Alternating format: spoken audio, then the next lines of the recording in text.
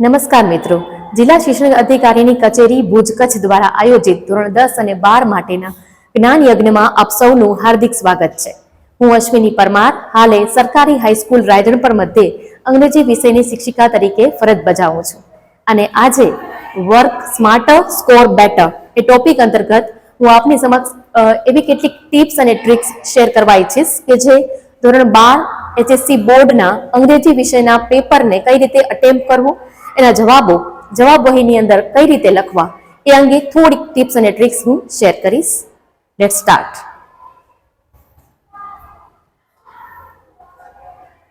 તમે લોકો વિષયના માળખાથી તો પરિચિત જ હશો.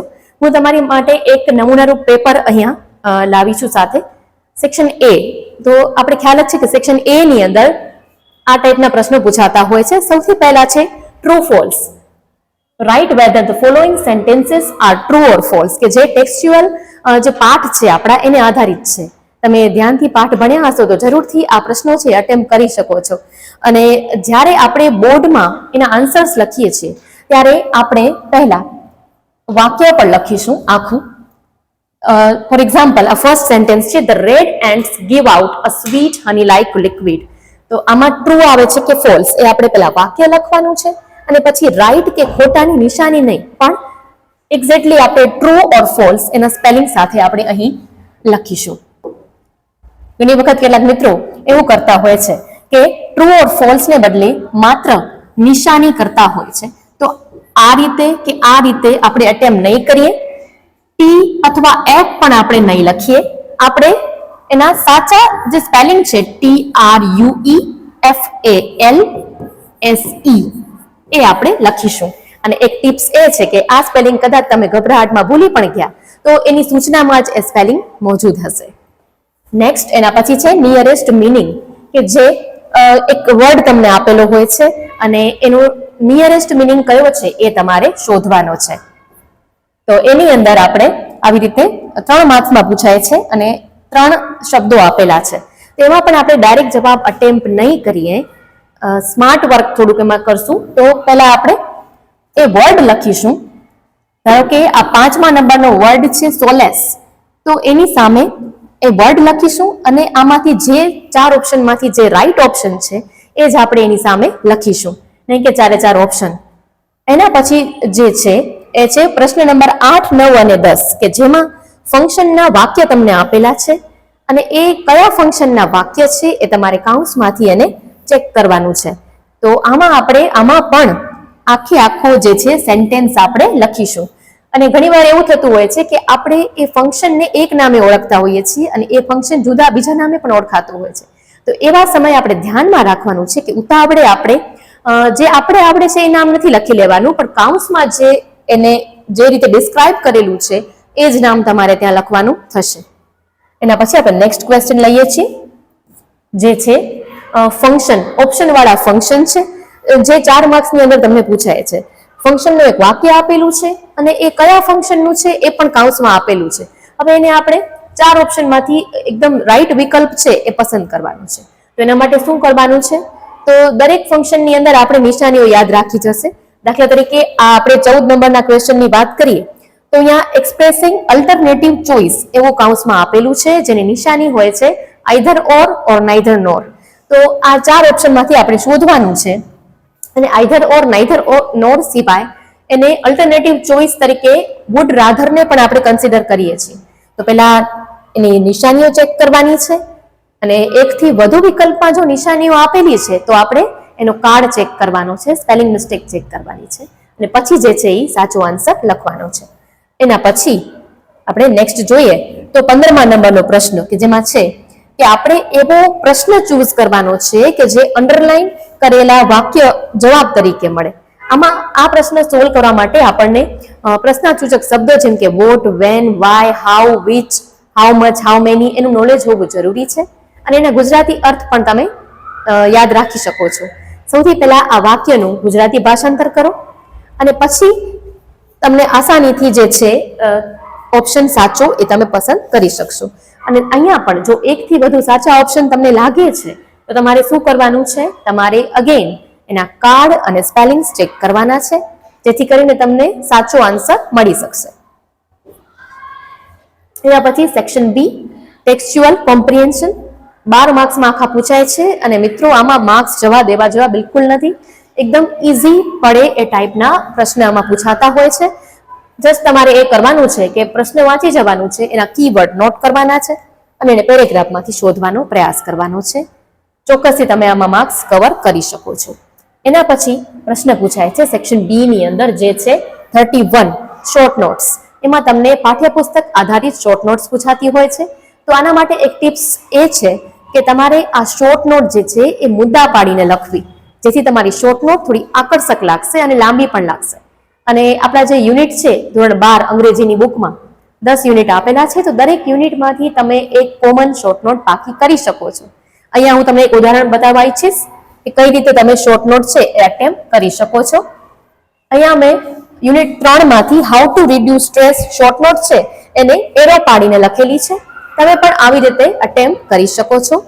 અહીં કેટલાક ટોપિક છે શોર્ટ નોટ્સ માટેના ઇમ્પોર્ટન્ટ ટોપિક્સ કે જે દરેક લેસનમાંથી મેં લીધેલા છે.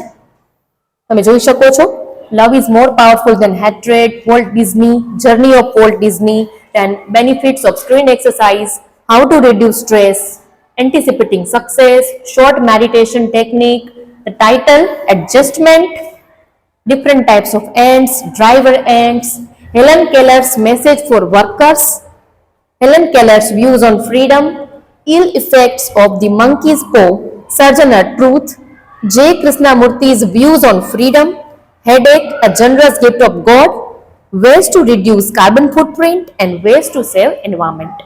આ બધી કોમન શોર્ટ નોટ્સ છે. એના પછીનો પ્રશ્ન આપણે જોઈએ. એના પછીના પ્રશ્નની અંદર આપણે સેક્શન સી એમાં સપ્લિમેન્ટરીમાંથી પેરેગ્રાફ પૂછાતા હોય છે. તો અહીંયા પણ આપણે ધ્યાનપૂર્વક એ પેરેગ્રાફ આખું રીડ કરવાનું છે અને પછી એના આન્સર્સ અટેમ્પ્ટ કરવાના છે. આના માટે એક પ્રો ટિપ્સ એ પણ કહી શકાય કે આપણે ગુજરાત બોર્ડ દ્વારા દર મહિને એકમ કસોટી લેવામાં આવે છે, યુનિટ ટેસ્ટ. તો એની ક્વેશ્ચન બેંક છે એ સોલ્વ કરવાથી પણ તમને ઘણું બધું આઈડિયા ક્લિયર થશે. એના પછી નેક્સ્ટ ક્વેશ્ચન છે સમરી રાઇટિંગ. સમરી રાઇટિંગ એટલે કે સંક્ષેપીકરણ. વધારાના વાક્ય છે એ પેરેગ્રાફની અંદરથી કટ કરવાના છે, રિપીટેશન થતું હોય એવા વર્ડ કટ કરવાના છે. ઘણી વખત સમરીમાં ઘણા બધા સ્ટુડન્ટ્સ એ રીતે કરતા હોય છે કે કોરું મૂકી આવે છે એ પ્રશ્નને, અથવા તો એને અટેમ્પ્ટ નથી કરતા, અથવા આપણે સમરી એટલે એવું માનીએ છીએ કે પહેલું વાક્ય લખ્યું, બીજું કટ કર્યું, ત્રીજું લખ્યું, ચોથું ના લખ્યું. તો એ ઇટ ઇઝ નોટ સમરી. સમરીમાં તમારે વધારાની બધી વાતો છે એ અંદરથી દૂર કરવાની છે. સમરી રાઇટિંગનો જે ટોપિક છે એના 5 માર્ક્સ છે. 4 માર્ક્સ તમને સમરીના અલોટ થાય છે અને 1 માર્ક્સ આખો સિંગલ ટાઇટલનો છે.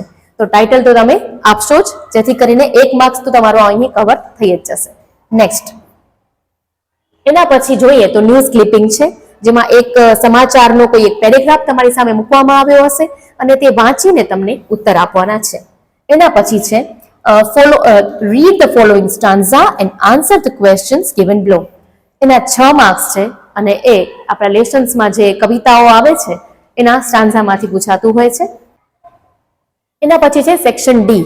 સેક્શન ડી માં મોટા ભાગના વિદ્યાર્થીઓના માર્ક્સ છે એ તૂટે છે અને સ્કોર નથી કરી શકતા હોતા. એનું એક કારણ એ પણ કહી શકાય કે એ ગ્રામેટિકલ સેક્શન છે અને બહુ ઇઝી છે, પણ આપણે ઘણી વખત એનો ફોબિયા થઈ જતો હોય છે કે ગ્રામર તો મને નહીં જ આવડે. તો અત્યારે પરીક્ષાને આડે હવે ગણતરીના દિવસો જ બાકી રહ્યા છે, ત્યારે કોઈ નવેસરથી આપણે ટોપિક શીખવા નથી બેસવાનું, પણ જે આપણે આવડે છે એનું દ્રઢીકરણ કરવાનું છે અને કેમ વધારે સારી રીતે તમે પ્રેઝન્ટ કરી શકો છો સેક્શન ડી ને એ જોવાનું છે. સેક્શન ડી ની અંદર 52 અને 53 નંબરના પ્રશ્ન છે જે કમ્બાઇન્ડલી 4 માર્ક્સના છે. એમાં ટેન્સ ચેન્જ કરવાના હોય છે અથવા તો વોઇસ ચેન્જ કરવાના છે. આ ટાઈપના 2 ક્વેશ્ચન તમારી સામે હોય છે. અને અહીંયા એક વાત આપણે ખાસ નોંધશું કે સ્ટાર્ટ લાઈક ધીસ કરીને જે તમને સેન્ટેન્સ આપેલું છે એ સેન્ટેન્સ તમારા જે તમે આન્સર લખશો ત્યારે માર્ક્સની અંદર કન્સિડર નહીં થાય. તમે જે ફેરફાર કરશો એની નીચે તમારે એક લાઈન ડ્રો કરવાની, જેથી કરીને પરીક્ષક છે એ તમારું પેપર છે એ વ્યવસ્થિત જોઈ શકે. અને હા, બીજી એક વાત એ પણ ધ્યાન રાખશું કે આપણે પેપરની અંદર ક્યાંય પણ બ્લેક પેનનો ઉપયોગ નથી કરવાનો, માત્ર ને માત્ર બ્લુ પેન જ આપણે વાપરીશું. એના પછી છે રિપોર્ટેડ સ્પીચ એટલે કે ઇનડાયરેક્ટ સ્પીચ. ઇનડાયરેક્ટ સ્પીચ છે એ તમે લગભગ 9મા ધોરણથી આપણે સ્ટડી કરતા હોઈએ છીએ. તો એમાં અલગ અલગ પ્રકારના વાક્યો આવે છે અને ઘણા સ્ટુડન્ટ્સ છે એ ઇનડાયરેક્ટ સ્પીચ અટેમ્પ જ નથી કરતા. તો આપણે એવું નથી કરવાનું. જેટલું પણ તમને આવડે છે એમાં એ અટેમ્પ્ટ કરો. એના જે રિપોર્ટિંગ વર્બ છે, સેડ, આન્સર્ડ, આસ્ક્ડ, રિક્વેસ્ટેડ, એ જરૂરથી તમે એમાં લખો, જેથી તમારા માર્ક્સ છે એમાં એ કન્સિડર થઈ શકે. એના પછીનો નેક્સ્ટ પ્રશ્ન છે, complete the following sentences choosing the correct option. Again અહીંયા તમે ખૂબ જ સ્કોર કરી શકો છો. પહેલા તમારે માત્ર એક સેન્ટેન્સ આવતો હતો, એમાં ઓપ્શન નહોતા આવતા, તમારી રીતે તમારે વાક્ય લખવાનું હતું. પણ હવે એમાં પણ તમને ઓપ્શન મળે છે, તો અહીંયા તમે મેક્સિમમ માર્ક્સ કવર કરી શકો છો. પણ એનો આન્સર લખતી વખતે એની સૂચના છે કમ્પ્લીટ ધ ફોલોઈંગ સેન્ટેન્સ, એટલે તમારે આ પ્રશ્ન લખવાનો છે અને પછી એનો જે સાચો ઉત્તર છે એ ABCD માંથી આખા વાક્યમાં તમારે રજૂ કરવાનું છે. એના પછી આપણે નેક્સ્ટ વાત કરીએ તો combine the following sentence and make a meaningful sentence, એટલે કે સિન્થેસિસ નું એક વાક્ય આવે છે. સિન્થેસિસ ની અંદર તમારે સંયોજકોનો ઉપયોગ કરવાનો છે અને આ જે 3-4 વાક્યો તમને દેખાઈ રહ્યા છે સેક્શન ડી ની અંદર 52માં પ્રશ્નમાં, ત્યાં તમારે એ સંયોજક યુઝ કરવાના છે. એન્ડ, ઓર, બીકોઝ, ધેરફોર એવા કોમન સંયોજકો છે તમારે થોડા યાદ રાખવાના અને એને યુઝ કરવાના છે. અહીંયા 60મા નંબરના પ્રશ્નમાં તમારે સિન્થેસિસમાં આ વાક્યનું જોડાણ કરવાનું છે અને સંયોજકોની મદદથી એ વાક્ય જોડવાના છે, જેમ કે સો, એન્ડ, ધેરફોર, બટ, બીકોઝ એવા બધા તમે વાપરી શકો છો. એના પછીનો ક્વેશ્ચન છે ક્વેશ્ચન નંબર 61 to 64. એમાં તમારે ફિલ ઇન ધ બ્લેન્ક્સ, એટલે કે ખાલી જગ્યાઓ પૂરવાની છે. અને એડિટિંગ, એને એડિટિંગ આપણે કહીએ છીએ આપણી ભાષામાં ગ્રામેટિકલી. એમાં જે ગ્રામેટિકલી કરેક્ટ છે એ તમારે લખવાનું છે, પણ માત્ર ડાયરેક્ટ જવાબ લખવાના નથી. અહીંયા પણ તમારે આખો પેરેગ્રાફ લેવાનો છે અને પછી વચ્ચે વચ્ચે એના આન્સર લખતા જવાનું છે. હવે આવશે આપણી સામે ક્વેશ્ચન નંબર 65 સેક્શન ઈ ની અંદર, જે ડેટા ટ્રાન્સફરનો પ્રશ્ન છે. એમાં એની અંદર તમને આવું કાંઈ પણ આપેલું હશે, કોઈ આકૃતિ, કોઈ પાઈ ચાર્ટ, કોઈ બાર ગ્રાફ એટલે કે સ્તંભાલેખ, કોષ્ટક અથવા કોઈ પણ ચિત્ર, એના ઉપરથી તમારે 8 થી 10 વાક્ય લખવાના હોય છે. તેના માટે એક ટિપ્સ એ છે કે એની સૂચનામાંથી તમને એક વાક્ય મળી જશે કે આ શેના વિશેનું છે. જેમ કે અહીંયા પાઈ ચાર્ટમાંથી તમને એ વાક્ય મળી જાય છે, contribution to global warming by human activities, અને એને અલગ અલગ પર્સન્ટેજમાં ડિવાઈડ કરેલું છે. તો ડેટા ટ્રાન્સફર કોઈ દિવસ આપણે સ્કીપ નહીં કરીએ અને જરૂરથી જેટલું આપણે એટલું લખીએ. એના પછીનો નેક્સ્ટ પ્રશ્ન આપણે જોઈએ તો એ છે પેરેગ્રાફ રાઇટિંગ. પ્રશ્ન number 66, write a paragraph in about 150 words using the keywords. તો એમાં આપણે 3 માંથી કોઈ પણ એક નિબંધ લખવાનો છે અને 8 માર્ક્સનો આ પેરેગ્રાફ રાઇટિંગ હોય છે. એટલે આપણે વધારે માર્ક્સ એમાં કઈ રીતે કવર કરી શકીએ, તો આમાં જે એસે છે એ મોટે ભાગે પાઠ્યપુસ્તકના વિષય વસ્તુને આધારિત પૂછાતા હોય છે. તો એવા આપણે 8 થી 10 એસે રેડી રાખી શકીએ કે જે પૂછાય તો આપણે કમસે કમ એક પેરેગ્રાફ તો જરૂર લખી શકીએ. અહીંયા મેં એક એવું લિસ્ટ તૈયાર કર્યું છે કે કયા એસેસ કે પેરેગ્રાફ છે એ આપણે ઇમ્પોર્ટન્ટ તરીકે કન્સિડર કરી શકીએ. જેમ કે love a powerful force, my favourite cartoon series, stress management, my grand parents, my favourite national leader, woman empowerment, superstitions even today, save environment, say no to junk food, noise pollution and unity in diversity. આ એક નમૂનારૂપ થોડાક એવા લાગે છે મને કે થોડા આ ઇમ્પોર્ટન્ટ એસેસ છે. તમે આના સિવાયના પણ થોડા એસે તૈયાર કરી શકો છો, પણ જ્યારે આપણે એસે તૈયાર કરીએ છીએ ત્યારે આ ટોપિક્સને માઇન્ડમાં રાખીશું. એના પછીનો ક્વેશ્ચન હવે આપણે જોઈશું, જે 67 નંબરનો છે. અહીંયા સ્પીચ રાઇટિંગ તમને આપેલું છે અને સ્પીચના અથવામાં એપ્લિકેશન રાઇટિંગ પણ હોય છે. તો બેમાંથી તમને જેમાં પણ વધારે ફાવટ હોય એ તમે લખી શકો છો. સ્પીચ રાઇટિંગની અંદર આપણે એક એવું કોમન ફોર્મેટ જે છે એ તૈયાર કરી શકીએ છીએ કે કઈ રીતે એની સ્ટાર્ટિંગ કરવી, કઈ રીતે લખવું. તો એક ફોર્મેટ છે જે મેં થોડું નાનું એવું તૈયાર કર્યું છે, તમારી સામે શેર કરું છું. તમે તમારી રીતે તમને યાદ રહે એ મુજબનું ફોર્મેટ તૈયાર કરી શકો છો. આ ટાઈપનું good morning everybody, my self so and so, I am a student of standard 12th. Today I would like to share my views about, અહીંયા કાઉન્સમાં તમારે સ્પીચનો ટોપિક લખી લેવાનો છે ઇન ફ્રન્ટ ઓફ યુ. પછી એના પછીના પેરેગ્રાફમાં તમારે ફ્યુ સેન્ટેન્સીસ અબાઉટ સ્પીચ, એટલે કે જે સ્પીચનું કન્ટેન્ટ છે, ધારો કે રિપબ્લિક ડે ની સ્પીચ છે તો તમારે તેના પછી સ્પીચનું મેઇન કન્ટેન્ટ આપણે લેવાનું છે. ધારો કે રિપબ્લિક ડે હોય તો એની સ્પીચ હોય તો એના વિશે થોડું લખવાનું છે આપણે. એના પછી એન્ડિંગ લાઇન્સ, એમાં આપણે આભાર માનવાનો છે, જેમ કે I am very grateful to all of you for listening me with peace, thank you. અહીંયા તમે જોઈ શકો છો કે મેં માર્ક્સ પણ લખેલા છે. તો ઇન્ટ્રોડક્શનના 2 માર્ક્સ હોય છે, મેઇન કન્ટેન્ટના 3 માર્ક્સ અને 1 માર્ક્સ છે એ એન્ડિંગ લાઇનનો હોય છે. તો આપણે એટલીસ્ટ પહેલો પેરેગ્રાફ તૈયાર કરી લઈએ ઇન્ટ્રોડક્શનનો, તો 2 માર્ક્સ આમાં તમને પૂરેપૂરા મળવાની શક્યતા રહેલી છે. એના ઓપ્શનમાં હોય છે એપ્લિકેશન રાઇટિંગ. જોઈએ એને. એપ્લિકેશન રાઇટિંગ જોતા પહેલા આપણે કેટલાક ઇમ્પોર્ટન્ટ સ્પીચ ટોપિક્સ ઉપર એક નજર ફેરવી જઈએ. એ પણ પાઠ્યપુસ્તકના વિષય વસ્તુને આધારિત વધારે હોય છે સ્પીચનો ટોપિક પણ. Love is more powerful than hatred, benefits of positive attitude, you are elected as a general secretary of your school, prepare a speech on your future plans, problem of a working woman, save water, your views on freedom, save environment. પછી અલગ અલગ પ્રકારના જે day celebrate થતા હોય છે સ્કૂલમાં, republic day, independence day, yoga day, environment day, problem of working women. બરાબર, આ બધી સ્પીચ છે એ તમે એક વખત કન્સિડર કરી શકો છો. એના અથવામાં એપ્લિકેશન રાઇટિંગનો ટોપિક તમને આપેલો હોય છે. એપ્લિકેશન રાઇટિંગ એટલે કે અરજી લેખન. તો અહીંયા તમને એ રીતે અરજી આપેલી છે કે છાપામાં ન્યૂઝપેપરમાં કોઈ એડવર્ટાઇઝમેન્ટ આવી છે જોબ માટેની, એ વાંચીને તમારે એમાં એપ્લાય કરવાનું છે. એપ્લિકેશન રાઇટિંગમાં ધ્યાનમાં રાખવાના કેટલાક મુદ્દા અહીં મેં તૈયાર કર્યા છે. જેમ કે પ્રશ્નમાં જો અરજી મોકલનારનું નામ, સરનામું આપેલું છે તો આપણે એ જ યુઝ કરવાનું છે. અને એમ આપેલું હોય કે તમે તમારી રીતે અરજી લખો ત્યારે જ તમે બીજું કોઈ નામ યુઝ કરી શકો છો. અને જ્યારે આપણે અરજી લખતા હોઈએ છીએ ત્યારે આપણે કોમન મિસ્ટેક કરતા હોઈએ છીએ કે અહીંયા કદાચ કોઈ બેનના નામની અરજી હોય તો જ્યારે કોઈ બોય સ્ટુડન્ટ એને અટેમ્પ્ટ કરે છે તો બાયોડેટામાં એ મેલ લખી આવે છે પોતાનું વિચારીને, અને કોઈ ગર્લ સ્ટુડન્ટ અગર અટેમ્પ્ટ કરે છે તો એને એ ધ્યાન રાખવાનું છે કે અરજી લેખનમાં આપેલું નામ ભાઈ કે બહેનનું હોય એ પ્રમાણે તમારે એમની પર્સનલ ડિટેલ્સ લખવાની છે. એના પછી અરજી મોકલનારનું નામ, સરનામું જમણી બાજુ આવશે અને જેને તમે અરજી મોકલવા માંગો છો એમનું નામ, સરનામું ડાબી બાજુ આવશે. વિષય લખવાનું રહેશે, સબ્જેક્ટ, જેમ કે an application for the post of an English teacher, an accountant, a science teacher, જે પણ ત્યાં આપેલું હોય. સંબોધન, respected sir or ma'am.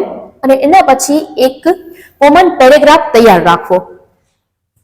With reference to your advertisement published in the Divya Bhaskar newspaper for the post of, જે પોસ્ટનો અરજી લેખનમાં ઉલ્લેખ કરેલો છે તે પોસ્ટ લેવાની છે. I would like to apply for the same. My personal details and educational qualifications are as following. આવો એક કોમન પેરેગ્રાફ છે કે જે તમે દરેકે દરેક અરજી લેખનમાં લખી શકો છો. માત્ર તમારે અહીંયા પોસ્ટનું નામ જ ચેન્જ કરવાનું હોય છે. બીજું કે જ્યારે આપણે બાયોડેટા અથવા રિઝ્યુમે લખીએ છીએ ત્યારે પ્રશ્નમાં જે નામ આપ્યું હોય એની જ વિગતો લખવાની છે, જેમ મેં પહેલા વાત કરી એ રીતે. ઘણા સ્ટુડન્ટ્સ પોતે જે હોય તે મુજબ લખે છે, તો આપણે આ ખાસ ધ્યાન રાખશું. અને શૈક્ષણિક લાયકાતમાં પોસ્ટને અનુરૂપ જ તમે ડિગ્રી લખો. તો ટીચરની પોસ્ટ છે તો એને અકોર્ડિંગ ડિગ્રી લખો. SSC, HSC, BA, MA, BEd એ ટાઈપની ડિગ્રીઝ લખો. અને જ્યારે તમે એ કોષ્ટક દોરો છો એજ્યુકેશનલ ક્વોલિફિકેશનનું, ત્યારે આપણે કમ્પલસરી સ્કેલ અને પેન્સિલ વાપરવાના છે, જેથી કરીને એક વ્યવસ્થિત દેખાવ તમારી એપ્લિકેશનનો આવશે. એપ્લિકેશન રાઇટિંગનું ફોર્મેટ છે એને આ મુજબ અલગ અલગ ગુણમાં વહેંચવામાં આવ્યું છે. સૌથી પહેલા છે સેન્ડર્સ નેમ, એડ્રેસ અને ડેટ, એટલે કે મોકલનારનું નામ, સરનામું અને તારીખ. પછી જેને મોકલવાનું છે, જે સંસ્થાને, જે વ્યક્તિને, એમનો હોદ્દો, એમનો એડ્રેસ, એના પછી વિષય, સંબોધન અને જે આગળ આપણે બિગિનિંગ પેરેગ્રાફની વાત કરી એ પેરેગ્રાફ. આટલી વસ્તુના તમને 2 માર્ક્સ મળી શકે છે. એના પછી biodata, personal details, educational qualifications, experience અને રેફરન્સ, આના 3 માર્ક્સ છે. અને છેલ્લે ક્લોઝિંગ પેરેગ્રાફ અને એન્ક્લોઝરના પૂરેપૂરા 1 માર્ક્સ છે. તો આ રીતે તમે તૈયારી કરશો તો તમે જરૂર માર્ક્સ અંદર મેળવી શકો છો. એના પછી ઈમેલ રાઇટિંગનો એક ટોપિક છે તમારી સામે. ઈમેલ રાઇટિંગ તમે ભણી ચૂક્યા છો. એમાં એ મુજબ વ્યવસ્થિત બોક્સ દોરી અને ફોર્મેટ મુજબ જ તમારે આન્સર લખવાનો છે. ઈમેલ રાઇટિંગની અંદર પણ તમે જો ગુણાંકન યોજના જોઈ શકો છો. From, to, CC, BCC, date, subject અને સેલ્યુટેશન, માત્ર આટલી વસ્તુના તમને 2 માર્ક્સ મળે છે. અને આ બધી વસ્તુ તમને ઈમેલ રાઇટિંગના પ્રશ્નમાંથી મળી જશે. અને જો ઈમેલ એડ્રેસ નથી આપેલું તો તમારે નવું ઈમેલ આઈડી બનાવવાનું છે, લખવાનું છે, નહીતર ત્યાં આપેલા હોય એ જ યુઝ કરવાના છે. એના પછી main content of the email, એના 2 માર્ક્સ છે. અને કોમ્પ્લિમેન્ટરી ક્લોઝ એટલે કે છેલ્લે જે આવે છે થેન્ક્સ કે રિગાર્ડ્સ, એનો 1 માર્ક્સ છે. આ રીતે તમે તૈયારી કરો તો જરૂરથી ઓછામાં ઓછા 2 માર્ક્સ તો તમે ઈમેલ રાઇટિંગની અંદર મેળવી જ શકો છો. ત્યાર પછી ઈમેલ રાઇટિંગના ઓપ્શનમાં તમને રિપોર્ટ રાઇટિંગ પૂછાય છે, અહેવાલ લેખન, કે જે ગુજરાતીમાં પણ તમે કરી ચૂક્યા છો. અહેવાલ લેખન માટે તમે એક કોમન ફોર્મેટ પાકું કરી શકો છો. અહીંયા સ્ક્રીન ઉપર તમે જોઈ શકો છો કે કોમન ફોર્મેટ દેખાઈ રહ્યું છે. આ મુજબ તમે પણ તમને યાદ રહે એ મુજબનું ફોર્મેટ તૈયાર કરી શકો છો. Title of the report, name of the city, અહીંયા તમે જોઈ શકો છો કે તમારું નામ, ડિટેલ, પછી એક કોમન આપણે પેરેગ્રાફ લીધેલો છે. We all gathered at school compound, ground, town hall or assembly hall on, અહીંયા જે કૌંસમાં આપેલી છે એ વિગતો આપણે દરેક રિપોર્ટની અંદર બદલવાની હોય છે. બાકી આ જ ફોર્મેટની અંદર તમે આખો રિપોર્ટ રાઇટિંગ છે એ અટેમ્પ્ટ કરી શકો છો. મેઇન ડિટેલ લખી શકો છો.